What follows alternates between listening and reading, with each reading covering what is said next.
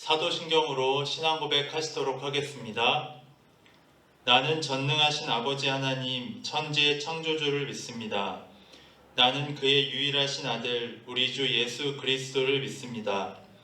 그는 성령으로 잉태되어 동정녀 마리아에게서 나시고 본디오 빌라도에게 고난을 받아 십자가에 못 박혀 죽으시고 장사된 지 사흘 만에 죽은 자 가운데서 다시 살아나셨으며 하늘에 오르시어 전능하신 아버지 하나님 우편에 앉아 계시다가 거기로부터 살아있는 자와 죽은 자를 심판하러 오십니다.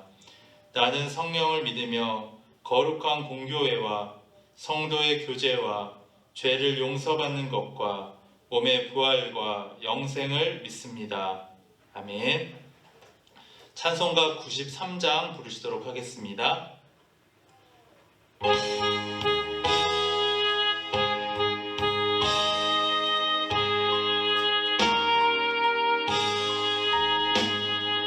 예수는 나의 힘이요 내 생명 되시니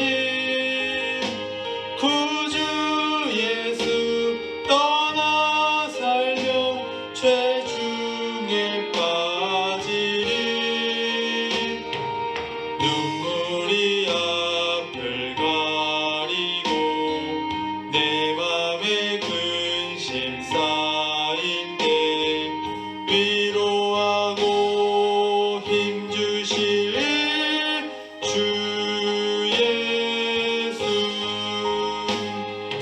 예수는 나의 힘이요 내 생명 되시니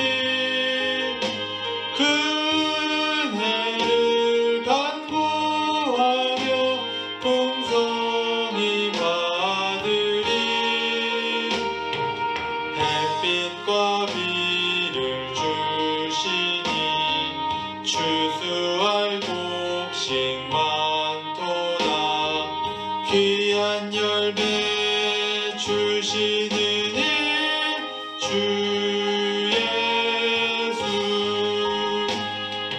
예수는 나의 힘이요 내 기쁨 되시니 그 명령을 준행하여 늘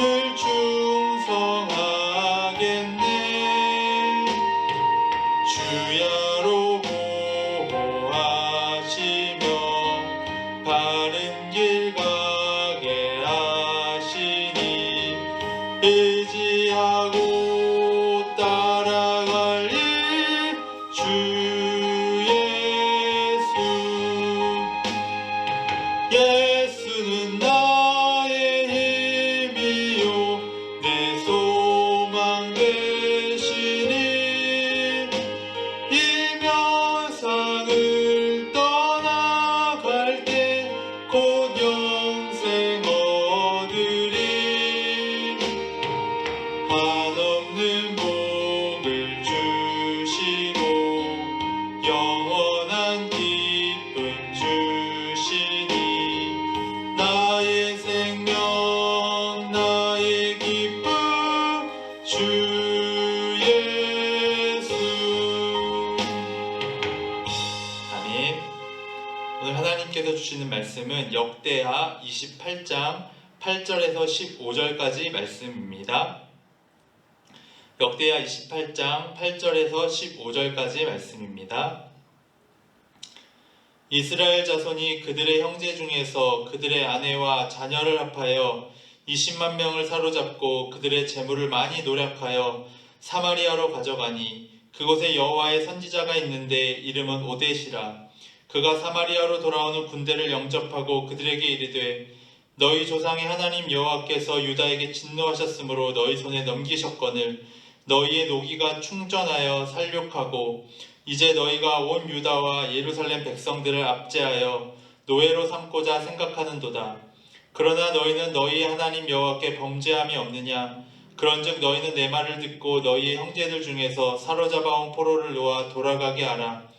여호와의 진노가 너희에게 임박하였느니라 한지라. 에브라임 자손의 우두마리 몇 사람 곧 요하난의 아들 아사랴와 무실레못의 아들 베레가와 살룸의 아들 여이스게야와 하들레의 아들 아마사가 일어나서 전장에서 돌아오는 자들을 막으며 그들에게 이르되 너희는 이 포로를 이리로 끌어들이지 못하리라. 너희가 행하는 일이 우리를 여호와께 허물이 있게 함이니 우리의 죄와 허물을 더하게 함이로다. 우리의 허물이 이미 커서 진노하심이 이스라엘에게 임박하였느니라 하매 이에 무기를 가진 사람들이 포로와 노략한 물건을 방백들과 온 회중 앞에 둔지라.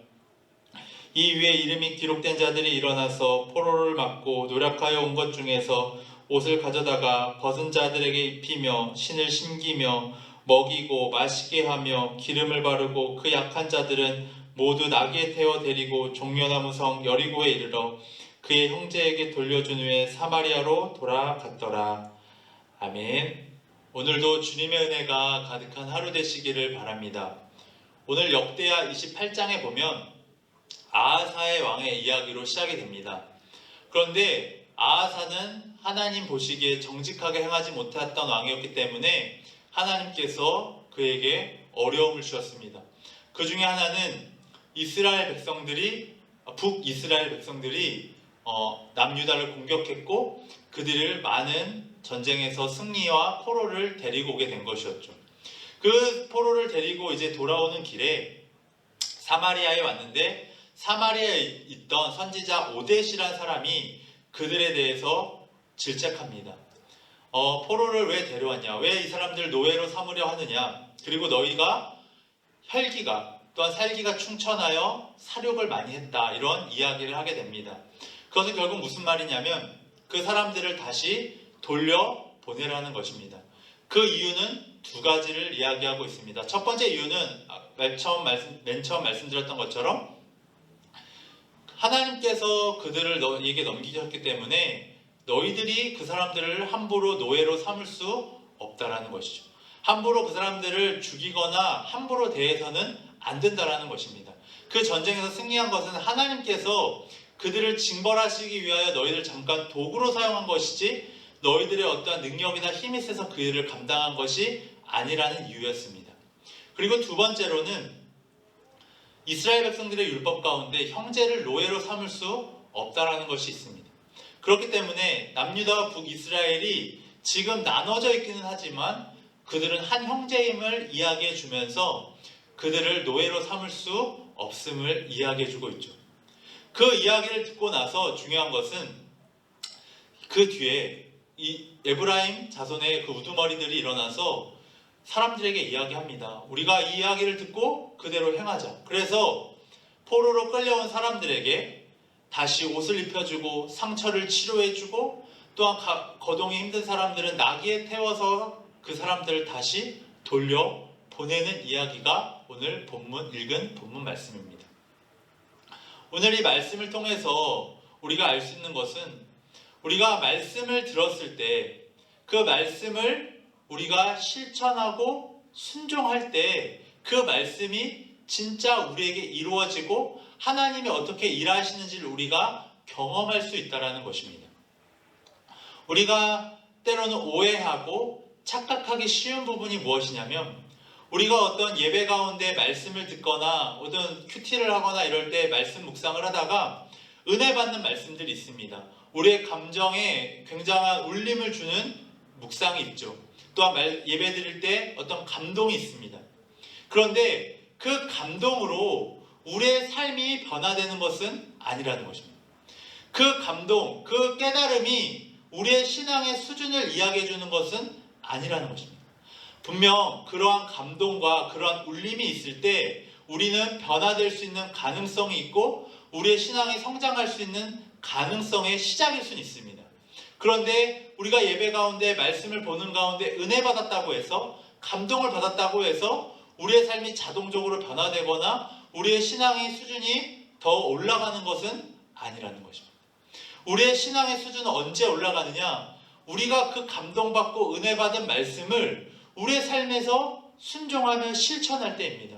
때로는 실천하다가 그것이 잘 되어지지 않고 그럴 때 나의 지금 신앙의 수준은 이 정도의 단계구나, 이 정도의 수준이구나를 깨닫게 되고 그것 때문에 더 주님께 매달리게 되고 기도하고 더 말씀을 실천하려고 하면서 우리의 신앙은 조금씩 성장하고 성숙해져 가는 것입니다. 그런데 우리가 어떤 감동, 어떤 감정의 울림, 그것으로 우리가 삶에서 그 말씀들을 실천하고 있다, 이런 착각에 빠질 수가 있다는 것입니다. 그런 위험에 빠질 수 있다는 것입니다. 내가 하나님의 말씀을 이해하고 깨달으면 내가 그 말씀대로 살고 있다라고 하는 그 착각에 빠질 위험이 굉장히 많다는 것입니다. 그렇기 때문에 우리는 그 들은 말씀을 가지고 날마다 삶 속에서 그것을 실천하며 또한 그 말씀을 우리가 순종하여 믿음으로 나아갈 때 우리의 믿음이 성장하게 되고 우리의 신앙의 수준이 올라가게 되어 있는 것입니다. 오늘 말씀에서도 지금 전쟁에서 승리하고 돌아온 사람들에게 오롯이 그 하나님의 말씀을, 하나님의 명령을 이야기했을 때 그 말씀이 굉장히 어떻게 보면 거북했을 수도 있습니다. 어떻게 보면 듣기 싫은 말일 수도 있었을 것입니다. 그런데 에브라임 그 자손들에게 사람들은 그 말에 순종했습니다. 왜냐하면 그 말이 하나님의 말씀인 것을 알았기 때문이죠. 그랬을 때 그 사람들이 행했던 것은 약한 자들, 벌거벗고 헐벗은 자들, 그런 자들을 다시 옷을 입히고 다시 치유해주고 다시 원래의 자리로 돌아가게 했던 것입니다. 이 코로나 상황 가운데 또한 많은 삶이 어려운 이 상황 가운데 하나님은 날마다 우리에게 말씀을 주십니다. 그 말씀이 우리의 상황과 환경 가운데에서는 어떻게 보면 할 수 없을 것 같은 말씀일 수도 있습니다. 그런데 그 말씀을 우리가 듣고 받아들이고 그 말씀을 순종하여 실천할 때 우리는 새로운 존재로 태어나게 되는 것이고 새로운 삶을 열어갈 수 있게 되어지는 것이죠. 만약 하나님의 말씀이 우리에게 주어졌음에도 불구하고 우리가 상황과 환경 때문에 아니면 내가 처한 지금 상태 때문에 그 말씀을 실천하지 않고 순종하지 않는다면 우리는 하나님의 일하심을 경험하지 못할지도 모릅니다. 아니면 하나님이 일하셨음에도 불구하고 그것이 정말 하나님이 일하셨는지 일 안 하셨는지를 우리가 알 수 있는 방법이 없다라는 것이죠. 그렇기 때문에 우리가 가장 먼저는 하나님 말씀에 감동을 받고 울림을 받는 것이 중요합니다. 그런데 그것으로 그치는 것, 그것으로 만족하는 것이 아니라 그 감동과 울림이 우리의 삶 속에서 나타날 수 있도록 우리의 삶의 실전까지 나아갈 때 우리의 신앙은 더욱더 성숙한 신앙이 되어질 수 있는 것이죠. 그리고 그런 신앙의 성장과 성숙이 있을 때 우리에게 때로는 힘들고 어려운 일이 찾아온다 할지라도 우리가 그 상황 가운데 믿음으로 승리할 수가 있게 되어지는 것입니다.